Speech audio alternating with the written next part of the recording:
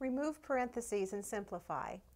3 times the quantity 5 times the quantity y minus 3 plus 9 minus 2 times the quantity 8y minus 1. We're going to begin by working with the innermost parentheses, which will be right here. So that gives us 3 times 5 times y would be 5y minus 5 times 3 would be 15. Now that parenthesis is now gone. Plus 9 minus 2 times 8y minus 1.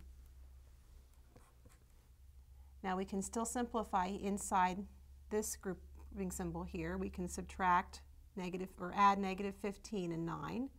So we have 3 times 5y minus 6 minus 2 times 8y minus 1.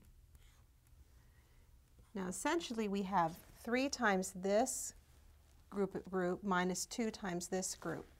So we can use the distributive law here. 3 times 5y is 15y minus 3 times 6 is 18. We can also multiply here. We have negative 2 times 8y, which gives 16y. And then we have negative 2 times negative 1, which gives us plus 2. Now we no longer have any parentheses, so we can combine like terms. We have 15y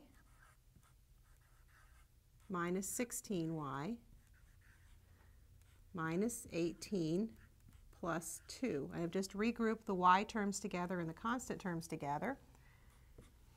And I have 15y minus 16y is the opposite of y, or negative 1 times y. It gives us a negative 16, so I have minus 16. So the simplified form is the opposite of y, minus 16.